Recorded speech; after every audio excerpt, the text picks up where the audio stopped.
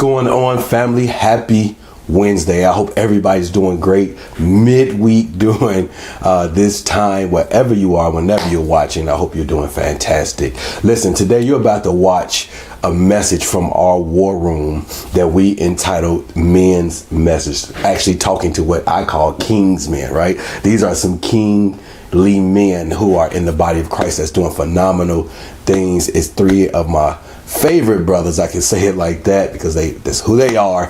But the conversation is so enriching, it's so enlightening. You're going to want to share it with somebody, and it's not just for men. It's for women who have sons. It's for women who are married. It's for women who work with men. Right? Understanding some of the concepts and background from different sorts of men, getting gems, making no excuses. These men are going to really, really enrich your life. I'm just going to ask you to do exactly what I just said. Share it. That's all. Share it, like it, subscribe to it. It's going to be absolutely amazing. Welcome to the War Room. Welcome to the Kingsmen edition. Have a great day. I'll be back with you in just a moment. Hey, what's going on, fellas? Yeah. What up, gentlemen? My men, my family, Yes, sir. my brothers, my police officers. We won't say who. Right. Let's back up. One. I put an S on it, didn't I? Hey, this is what we call the War Room, right? Words of royalty, but it's a men's edition because I got some king's men up here, some men of integrity, some men I respect heavily. Of course, I got the minister with me as always, sir. I appreciate you being in the building, but I got two dynamic gentlemen up here who I, again, respect, who I really am blessed to be family with. And they took the time out of their busy schedule to come and kick it with us today. Yeah. And share some insight that we believe is going to help a lot of people. So without further ado, I want to get into some introductions. First of all, I'm the pastor. I'm Jason Johnson. I think you know me, and Minister Aaron over there. We won't belabor the point. We're here every week. Yeah. But we got two special men. The first gentleman to my right here. Yes, that's me. I'm the real McCoy. The real First name letter, AKA Lil Man. That's him, little man, the real McCoy. Yes, sir. Bro, where you from, man? Give us some. Hey, so this is a good thing. I'm from the south side of Chicago, better known, the best place ever, the low end. The low end. Man, the low end, man. Why you got to emphasize the low end? Because if you ask anybody that's from Chicago, been there or around there, or definitely lived there, they all know about the low end. We're gonna get to that. That's where the Robert Taylors is at. You know what used to be. The projects. Everybody, so you got to explain what I know what the Robert Taylors Projects raised a lot of good people. Really? I mean, you know, Mr. T used to live in the projects. Come on, bro. So that ain't Michael Collier come from the My projects. God, shed some light I on. come from the projects. So I'm a good guy, right? It's we look down on. Yeah. But we come out on top. That's good, man. That's good, man. It's a struggle, but we here. I'm here. Yeah, I'm you blessed. are. You are, man. Listen, boy, I love that. I can't wait to get some of that background. And to the right of little man, Little McCoy. The right of the right. The right of little man, Little McCoy, is who? I'm gonna let you introduce yourself. So I'm Jerome. I'm also from the low end. Okay. I ain't from the projects, but it was called the Rosenwall. My God. So he ain't the only one that's a good guy that's from the low end. Yeah, I mean, like he said, it produced a lot of good people. I mean, he might be a tad bit older than me, but it was still all the same growing up. Yeah. So when you say all the same growing up, I mean, shed some light on what that means, all the same, growing up on the low end on the south side of Chicago. What's that like? I'm going to let you go first, Sharon. What was that like for you? For me, it was a lot of playing outside, going outside. I was with my older brother a lot, surprisingly. I was with him a lot, and yeah, they used to call me Lil Rock. Everybody got a nickname with a low end. Yeah, I was Lil Rock. I mean, it was you got into some fights. You did get into some fights, but it was a lot of family out there. The older generation looked out for the younger generation. That ain't how it is now. It's what we missing a lot, and especially in our black communities. I'm gonna say that in our minority communities, but definitely one of the value points of growing up around people you know. What about you, bro? What was it like growing up for you in the low end? Well, by me being in the Robert Taylors, it's like everybody family. Like where you come from, like the buildings, it's like, what is it, like 10 apartments on each floor and 16 floors. It's like you know everybody. You do something wrong, if your mama went home, next door neighbor, They got you. auntie on the third floor, they gonna get you, or your mama gonna hear about it. Right, but yeah. it was close in that, man. It's just a lot came with it. Yeah. Far as gangs, drugs, and a lot of unnecessary, like even police situations. So for me to come out of that and be here talking to you about today, I'm blessed. I got friends that wasn't as blessed as me, that Right. some of us didn't make it out. It wasn't their fault. It was just sometimes wrong place, wrong time. Yeah. So let me ask you this then, just to follow up on that, and I'm gonna kick it over to Minister Aaron after I ask my question. Why is there such a negative stigma then? You guys are talking about family, you're talking about, everybody understand each other, community. Then why is there such a negative stigma with people in relation, and from your own personal opinion of going to the projects? Stay out the projects. Don't go down on the low end. You hear that all the time, especially me be from the south side, the kind of the I wasn't in the hundreds, but I'm on the heartbeat of the South. So why is that the negative stigma if everything was family? You know what? It's hearsay. People that haven't been there or around there, and they just hear about it. So the only thing they hear is negativity. Just say, me for instance, I done been with you places. If I wouldn't speak about it, they'll think I'm where you from or been what you've been through, because of the way I carry myself. A lot of people wouldn't think he from down there in the projects in 43rd Street. But until they get to know me. And when they get to know me, they don't judge me. But if they didn't get to know me through you, and you just said this small such and such from woo-woo, and if they heard about it, people judge us off that without even being a witness to what's going on. That's the word. Judge not lest you be judged, right? Yeah. That's the word. Go ahead, sir. Well, I mean, as y'all can probably know, I'm the outlier here. But that's because I'm from Dallas. No other reason, right? So, but what I've learned, because I've been in communities like suburbs areas where a person's mindset will sabotage an environment. So it's not so much because of the environment of itself, but certain mindsets, right? And I hear how both of you came from similar backgrounds and cultures. In one era, you mentioned it was like community, like there was this closeness until your era came up. You talked more about fighting and survival.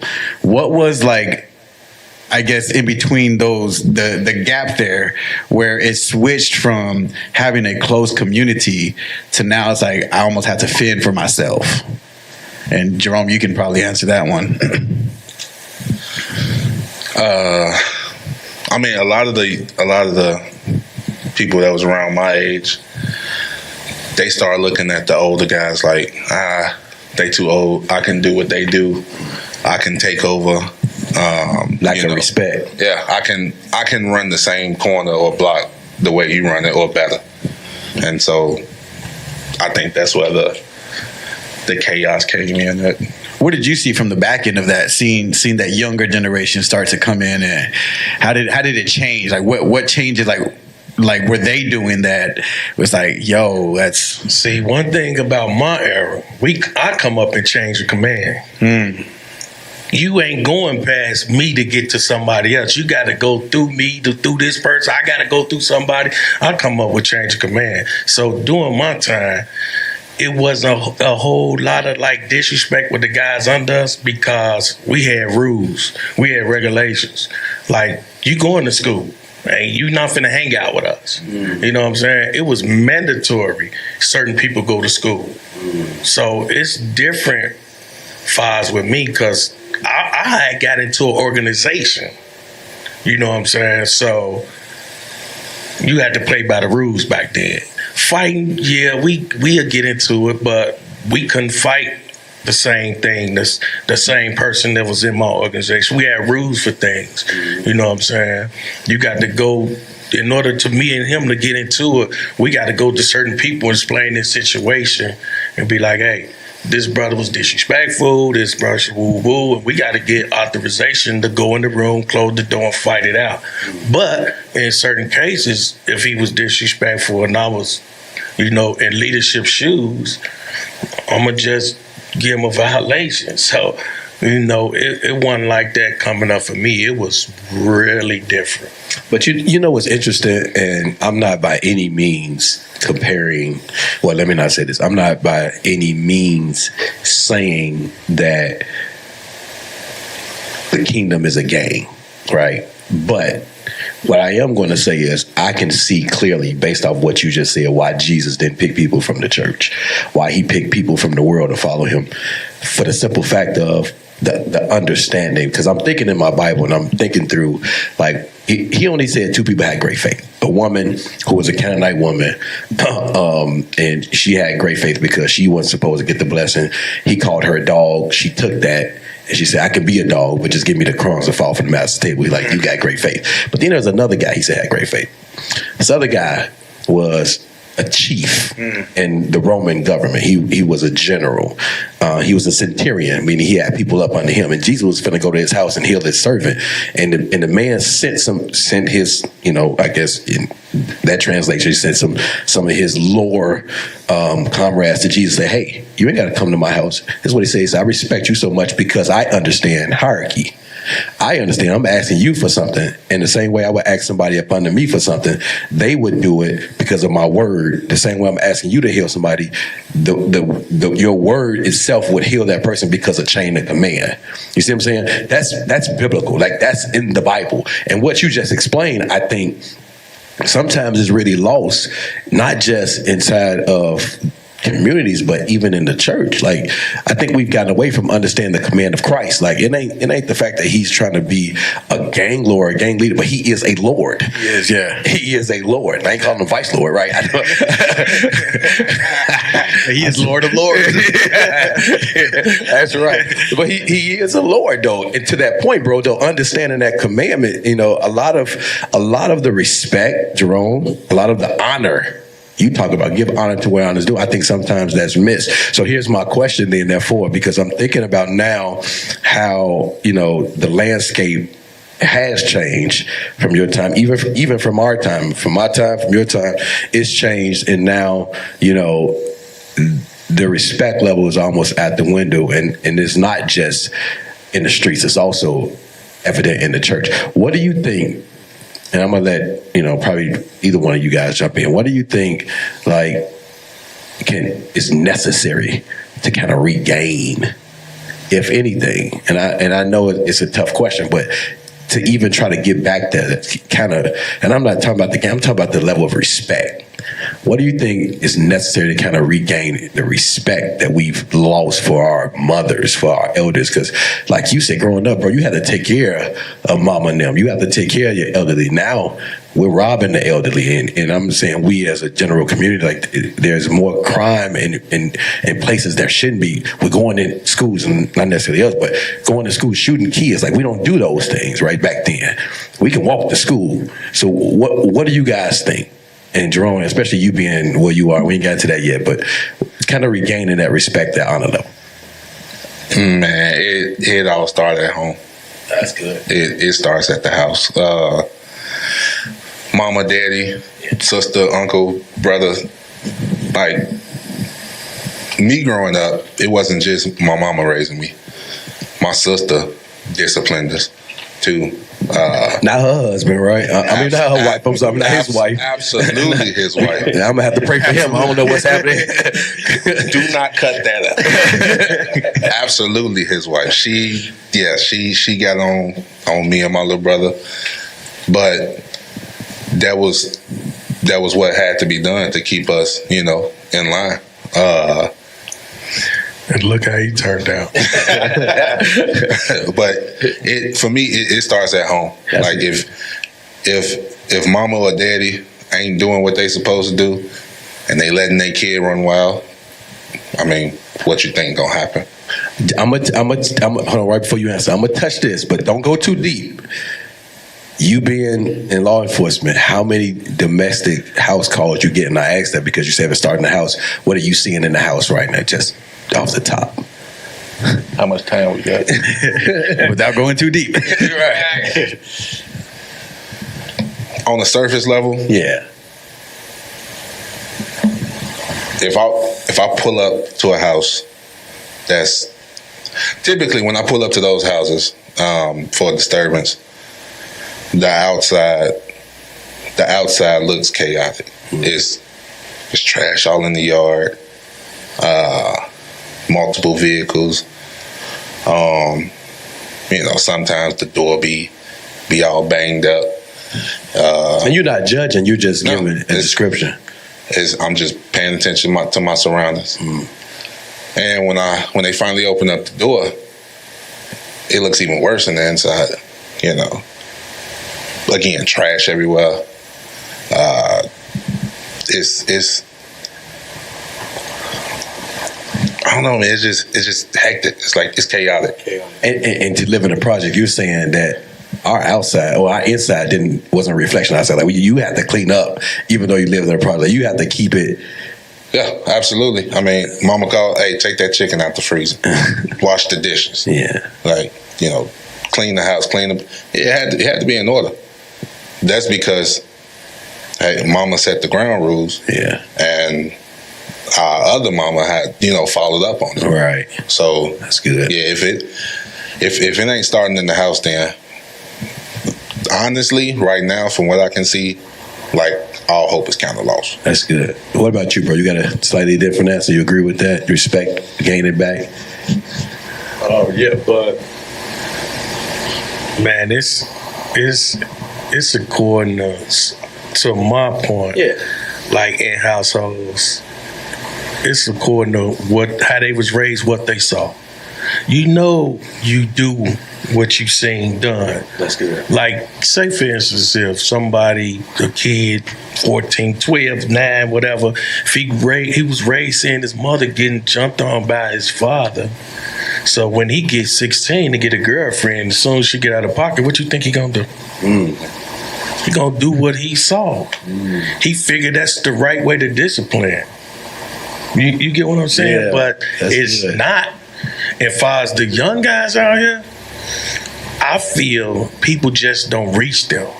And they scared to reach them because they say, oh man, they out there shooting, they'll do this, they'll do that, they crazy. I think everybody can be reached. I was one of them. Yeah. Out of pocket, out of control person. Look at me now. Yeah. I was reached.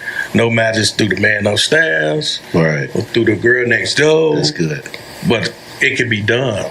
The thing is we willing to reach out to some of them? That's right.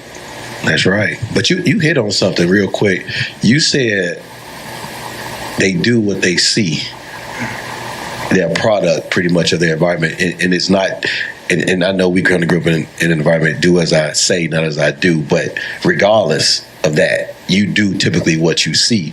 So even with the young guys, what if they're singing a lot of this? And I know anybody can be reached. Changing that perspective is never easy, right? Because they saw a lot of stuff happening in the house, outside the house. So for us trying to go out there and establish hope, which is always required and necessary, there has to be a certain kind of language or a certain kind of, you know what I'm saying? Like if I'm gonna reach you, I just can't come with fake smoke. You know what I'm saying? You agree with that? Like, Yeah, for sure. Okay, so you're saying if we're gonna reach them, which we should, we got to be examples, and go ahead. Yeah, we gotta think like they think. We gotta sort of put ourselves in their shoes.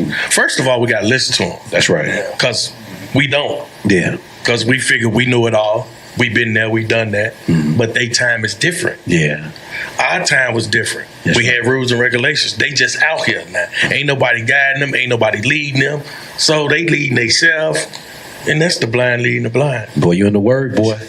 Boy, you in the word today. I'm going to sit down on that. Go ahead, bro. Yeah, no, man. I think, unfortunately, those are the concepts that are created, right? So it's like, if something happens in the house, right? I see dad hit mom. My concept is when mom does something out of line, I hit her because of my prototype. Right. My father is my prototype, right? So how to be a man, how to be a husband. Now I have a concept that's how I behave. But to your point, like, in order for us to gain the respect back, there's something or someone that has to show me, hey, here's an entire new concept, and let me be a prototype. How can we, right? Let's say, because maybe, again, I'm the outlier here, right? But to go into, and I think authenticity is what you really touched on. Not to be afraid to reach out to someone who needs help, because maybe I think even for us, we create so many perceptions and assumptions, right? Because they have a facade, oh, they're angry, so let me leave them alone. But internally, they're probably like, I'm angry, so come talk to me. Like, how do you approach someone with such demeanors that, like, hey, you need help, I'm here to listen. How can we reach out to like certain communities like that? That's good. Well, I would say you had to sort of get involved in something in the community. Because you got to find an outlet to get into them. Yeah. You know what I'm saying? Because I'm going to tell you, they so tight on what they believe in, Right. they ain't going to believe anybody. Right. Just because they sent you or something, or I introduce you, that ain't good enough. Yeah. And I can understand that.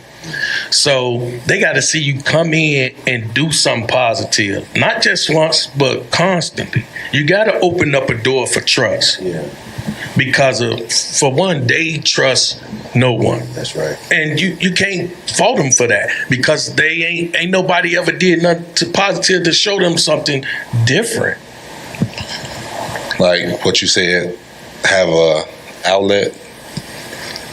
For me, like in the summer times, when the kids out of school, I go up to the park and hoop with them in uniform. I go up there, shoot the ball around. I'm not the police during that time. I try to be a human, because some people see us as, oh, he just the guy that want to take you to jail, or he just the guy that want to shoot you, that want I to kill agree you. with them. I agree with them. But I mean, that's how I try to give back to the youth. And I mean, of course, I talk to them, especially the little kids. I hand out badges and stuff like that. But I try to have that outlet. And even when they see me in the store or something, when we gonna play ball again, whatever. But they enjoy that time. You want to know something? These individuals that we talking about, the young generation, when they out in the street, they trying to put on a persona hey. But honestly, do you think behind closed doors they don't pray? They pray just like anybody else pray. It's just not being seen. They praying for change. They praying for help. They praying to get out of a situation. We don't see it, but somebody got to reach that person, and then we'll see the change coming out. But you can't reach it with all his homies right there. We got to reach these children, kids, teenagers, individually.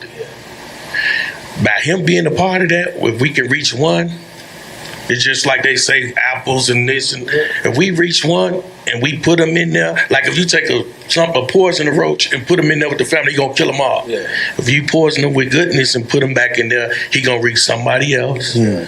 Somebody else going to reach somebody else. Instead of one of them coming to us, it's going to be three of them coming to talk to us now. You see what I'm saying? Yeah. So it's ways to do it. It's just, are we willing to do it? Yeah. Are we willing to put up with what it take to, because we gonna get turned down a few times. Of course. But like you said, you got to have a consistent footprint. Reach one, teach one. That's one of the things we live by. Go ahead, sir. You got something? Yeah, no, I was just, well, thank you for, instilling the confidence in the kids. I know they were, giving you the business on the basketball court. I put my LeBron. LeBron's no, but and I think this is a good transition, man, because I knew you at a certain point in time, right? Before you became who you are right now, before you put on the badge. And I would love for you to kind of go into that story. But and how did you look at law enforcement? How did at one point you view authority? And then how did you eventually transition over to that that realm and that space? How much time? Man, growing up in Chicago, hated the police. Hated them. I did. I'm not even gonna lie to you. Because in school, they used to come. We had one, and I'm gonna say his name, Officer Strong. I remember it to this day. He used to come and just bother any and everybody. He'd take them, cuff them up, put them in the back of the car. He'll record us intentionally, and then come back to the classroom and say, "Hey, your boy just snitched on you. What you got to tell me?" He just picked on everybody, and he left a bad taste in my mouth. Every cop is terrible, and so for a long time it was that way. Growing up, didn't like the police, but it wasn't until when Robert got killed. Who was Robert? My older brother. Wasn't until he got killed. That's the one you said used to take you everywhere, right? Yeah, that's who they called me, Lil Rob. Okay, that's who. For some reason, I was named after him. But it wasn't until that day. The police that was handling, or the detectives that was handling the case or whatever, I think it was fumbled, just to be honest. I don't think it was investigated properly. So that was 2016, 15 or 16. It was one of them. Okay. That was when I said, you know what, I'm gonna go ahead and be the guy that families can look to and say, hey, where's this case at? Have you caught somebody? Just to bring some kind of closure. So that's how I transitioned into what I do now, because I want to be the guy to bring closure to people. Real quick before you go in, you got something? And here I am thinking, because I was messing with his sister, he was trying to rape. And he probably was putting something up on put something on. He got some warrants. But see, here's my thing. You wanted to be the guy, but to Aaron's back end question, now that you're on the other side, how do you view law enforcement? Clearly, you don't hate yourself. At least I hope you don't, or maybe. So how has it changed your view, and what can you shed light on from being on the other side now?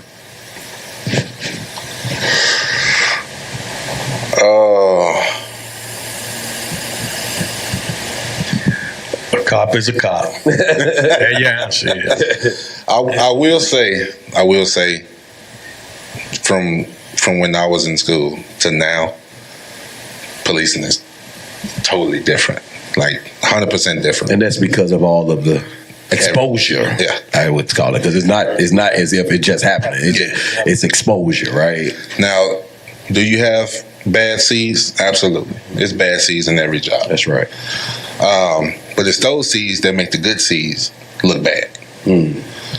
So, trying to answer the question without giving a lot. But you got to be on. We need the 100. They need the one. My people will come on here for the 100, bro. Okay. Period. Okay. One of them would say. Okay. So, how I look at policing now, it's certain departments is every man for himself. But it's not like that with everybody. You do have departments that's family, that is truly a family. I mean, but now, people just because one person did something, don't mean everybody's gonna do the same thing. One thing I hate, I really hate, and I don't like to use that word. You used it twice with horrible. I know, but I hate it. 3 times. I can't stand when mothers and fathers, I walk in the subway, I walk into the store, and their child is doing something, and they turn to me and say, he's gonna take you to jail. Stop being bad. I will take you to jail before I mess with the kid. I do not like that because it's putting something in them. Hey, all police is bad. All he want to do is take me to jail. It's not true. I do not like that. And I've told people, don't ever say that again. Yeah. Not around me. Don't say it around me. And I go and I get a kid a badge to show him, hey, whatever your mama and daddy talking about, that ain't me. I do not like that. My sister think you want to take her to jail. I do. And I've learned something too. Opinion is the lowest form of human knowledge, because people can see something and take that little bit of knowledge and say, okay, I know it. I know everything about it. Or I know what they do. You've never done the job. I don't care what job. It ain't got to be policing. It can be bartending. I don't care what it is. If you've never done it, if you've never experienced, that's all you have is an opinion, which is terrible, because you don't know the kind of work that it takes. You don't know what this person had to go through to get to this level. All you know is what you see or what is shown. You don't, like people say, we need more training. But we train all year round. Like, training never stops. Go to the academy. We got mandatory trainings that we have to do. We got extra trainings that we go to. Even 3 hours away. He said even 3 hours. Even 3 hours away. I didn't get that out. Inside joke. Okay. Oh, cut that out. But nah, man, it's like I said, opinion. People's opinions, especially these First Amendment artists, what they call them, or sovereign citizens, or TikTok cops or TikTok lawyers. They think they know it all because they saw this one video. Right. No, get into it. Do the job. Yeah. Then you'll see. Yeah. I'm going to put this conversation in perspective, then I'm going to go to Bro about his experience. I want him to share. So you guys, and this is where I think the connection between the community, whether it's law enforcement, whether it's, can I use the term hood? I don't know. But the community, like in the church, has to become stronger, because you guys are really quoting the Bible, whether you know it or not. And I think sometimes and I say we, I'm talking about now my footprint in the church. I think sometimes we over-religify. That's not a word. Don't look it up. But we over-religious the Bible, because it really is not a religious intended book. Does it have concepts where the form of religion is used? Absolutely. But it's a book about a kingdom and culture, right? And for God's children to look like him. And I say that because at the beginning we talked about family teaching. Well, that's what God told him to do. He says, before your children leave out the house, write my laws on your door paths, on your mirrors. Teach them to your children, both in and out. That's exactly what we're talking about. Teaching them to your children.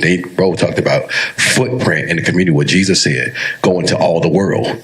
Don't bring the world to the church. Go into the world and make disciples. Right. And now you're talking about the opinions of people. Well, he also said take the plank out your eye before you try to take the speck out your brother's. And I think, and I'm saying that because I'm putting it in kind of a construct to say, if we would all kind of let down our walls, or I guess self-entitled authority figures, make our own selves bigger than what we really are, if we would judge ourselves soberly, we can get a lot done, because a lot of us are on the same page to change world. People praying behind closed doors that you don't think is praying, right? We all want change. We all want better lives. We all want, to improve our families and our community. Nobody want to see their sons or their daughters or their brothers, die. Nobody wants to bury their family. I don't care where you are, whether the church or not. And I think that sometimes we don't speak the same language, not because we're not speaking the same language. We don't take the time out to listen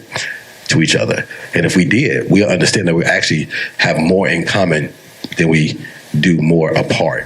Hey family, I hope you enjoyed that first part of this conversation. We're going to stop it right there because there's so much we want to unpack. There's so many gems that's coming. There's so many gems that just was shared. So I hope it enriched you. I hope you felt the energy, you felt the love, like you felt the genuineness, and you also grabbed something that you can take with you. Again, like it, share it, subscribe to it. We cannot be better apart. We must be better together. Let's build this kingdom. Let's build our men. Let's build our foundations of our family. Let's rebuild what God has restored to us, which is the kingdom. I thank you.